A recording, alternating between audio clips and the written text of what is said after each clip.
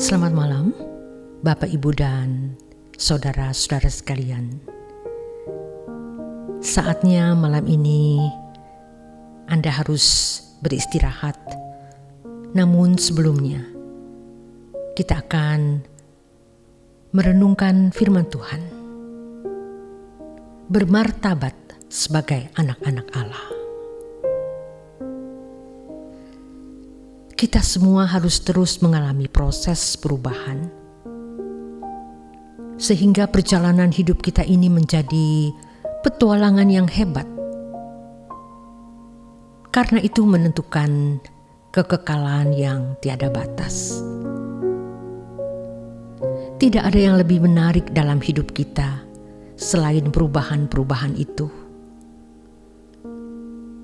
Perubahan-perubahan itu akan menyenangkan hati Bapa. Jadi perubahan itu bukan hanya tidak berbuat dosa, melainkan juga perubahan menjadi manusia baru berstandar Yesus untuk menyenangkan hati Bapa. Allah Bapa mengetahui apakah kita ini mengalami perubahan yang benar atau tidak. Jika Bapa merasakannya, tentu saja orang sekitar kita juga pasti akan merasakannya. Jika kita masuk pada pergumulan ini, tiada lagi yang menarik dalam hidup kecuali Allah dan kerajaan-Nya.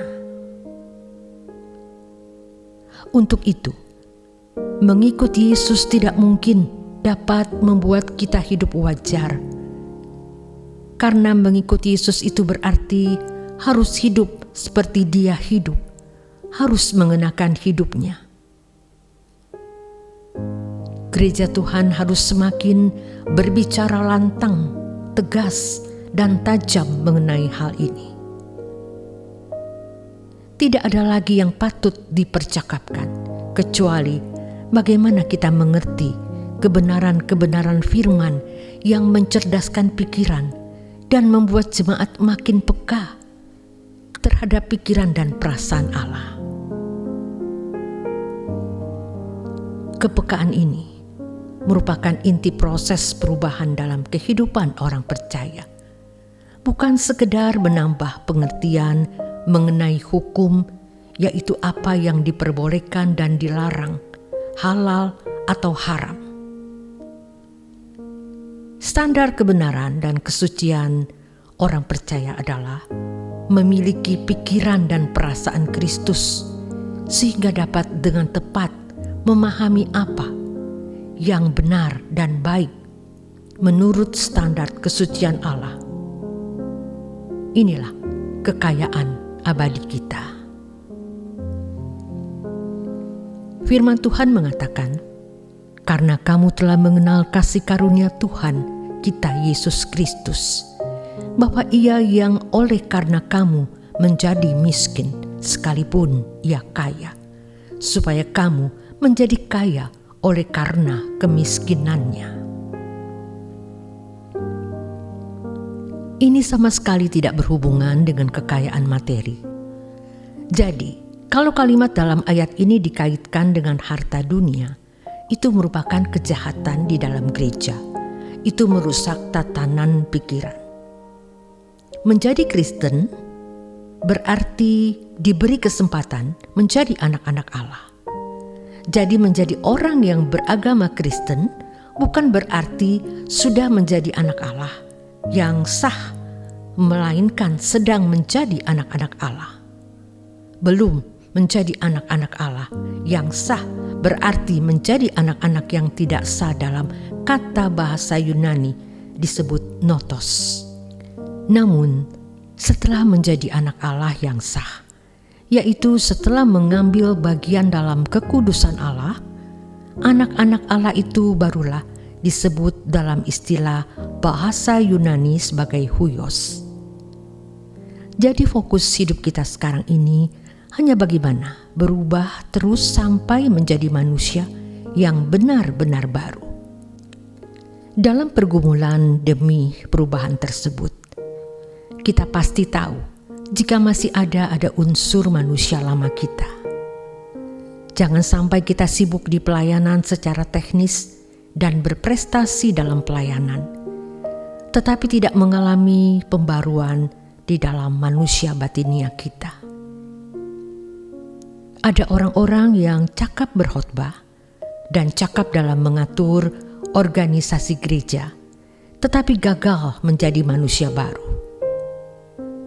Tidak sedikit mereka berasal dari jemaat awam, tetapi sudah memiliki pengetahuan Alkitab, menjadi cakap berkhotbah, membantu pelayanan dalam kegiatan-kegiatan gereja, tetapi mereka ternyata tidak mengalami perubahan seperti Yesus, tidak menjadi manusia baru.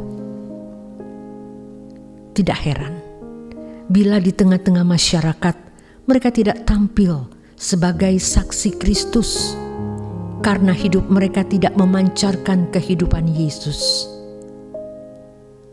Proses perubahan harus dialami melalui perjuangan dalam hal-hal sederhana.